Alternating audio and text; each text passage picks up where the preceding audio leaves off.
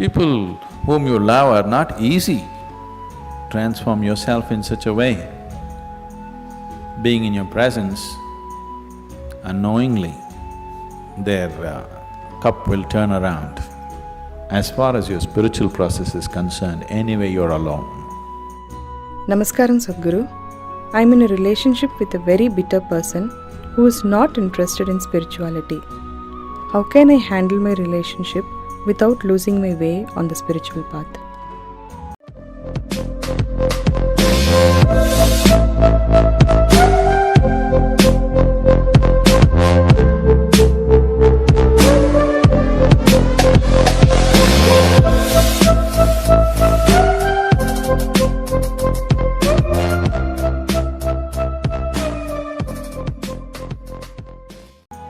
If your concern is your spiritual growth only, then if you have a demon for your partner, that's the best thing. But your partner, your husband, wife is not just about spiritual growth, you also want to have a pleasant life in the family. Then you have to choose someone whom you like, but any human being on the planet, there is something that you don't like about them, isn't it so? So you use that part of it for your spiritual growth, and the rest of it you enjoy. Just as life. So if your intention is to have a good family, then some rapport is needed between two people, otherwise it won't work.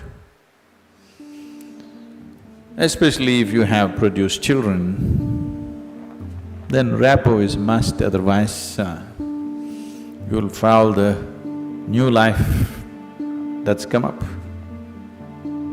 If you create a foul atmosphere, you'll foul up the new life that is coming up. Nobody has any right to do that actually, but people are doing it. But no human being has any right… You can mess yourself up as much as you want, that's up to you. But you can't mess up a fresh life that's just coming up. So, if you're looking for good life, family life, then one has to find rapport.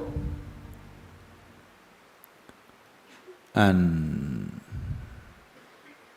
that rapport means some areas of commonality at least. But if you're looking for spiritual life, it doesn't matter what kind of person he is, you can use everything for your growth,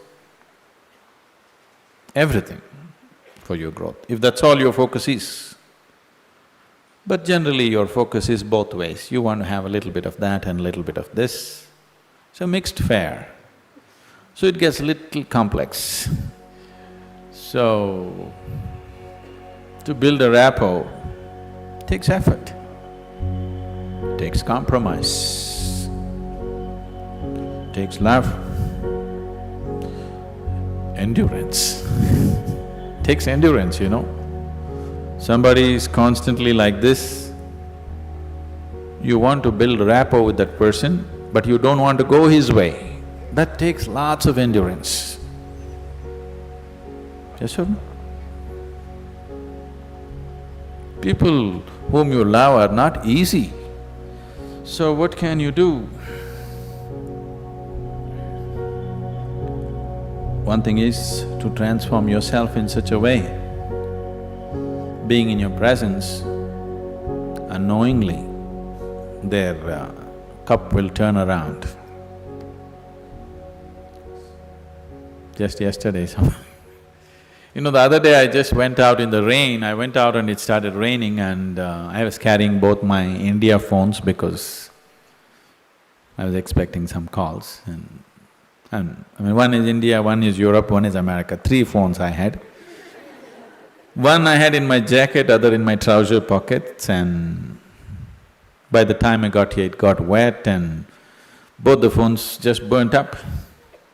Then People around me were telling me, Sadhguru, why carry two phones? Now we can have two SIM cards in one phone. If you hold it like this, you can speak on the India SIM card. If you turn it around, it just shifts into the other SIM card. You don't have to switch anything, just this way it handles one SIM card. If you turn it around, it handles another SIM card. You have to become like this. I was very suspicious of this phone, I didn't get it, but but you must become like this. If you wish to take people who are around you with you, if you want to walk alone, it's very easy. If you want to take people with you, then it takes a considerable amount of effort. When Gautama was asked this question, is it better to walk alone on the path or with a companion? He's not like me, he's dry. He said, it's better to walk alone than to walk with a fool. He's not saying don't walk with anybody, he's not saying don't have companions, but he said it's better to walk alone than walk with a fool. Because they can drain you, they can take such a lot of energy and time, and you don't know, they may be stronger than you and they may take you their way than you taking them your way. There's every possibility, yes? So, I won't say what Gautama said.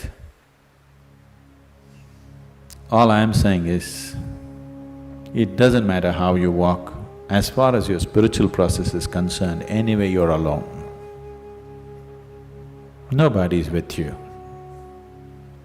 It's only the bodily process, the material process of life, which you can share with people. You come alone and you go alone, isn't it? Even if you have a twin brother or a twin sister, you still come alone and go alone, isn't it so? So when it comes to the spirit, anyway, you walk alone. So don't mix that up. So that part of it you handle well. The material part of it, according to your capability, to what extent you can do it, you do it. They come your way, it's wonderful. If they don't, it's all right, don't grudge them. It's just that you don't have to go that way. Maybe someday, when the doctor tells you your liver is in a bad state, he may seek divine, you know. Yes? Have you seen people who are walking in the morning? Not everybody, there are certain type of people, these are all over 50, 55 age group people. They have become lean and they're walking briskly every day, religiously they are there. These are all people who generally had a cardiac problem. They almost died. Then their doctor told them, either you do this or you're gone. Now their walking is like a religion. Not Sunday morning, every morning. Have you seen those people? Suddenly they transform, they eat properly, they do everything properly because the fear of life and death has come.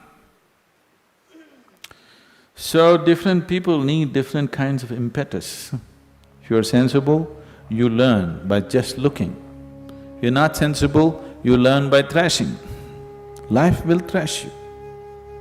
The material part of your life is never 100% proper, it never can be. Isn't it so? Is there any family which is a perfect family? Is there any relationship which is a perfect relationship? Is there any business which is a perfect business? Is there any career which is a perfect career?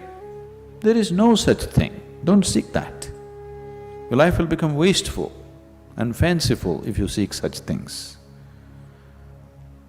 They all happen to the extent you're capable of handling them, that's all. So, you make sure the spiritual part of your life, you handle it 100% properly.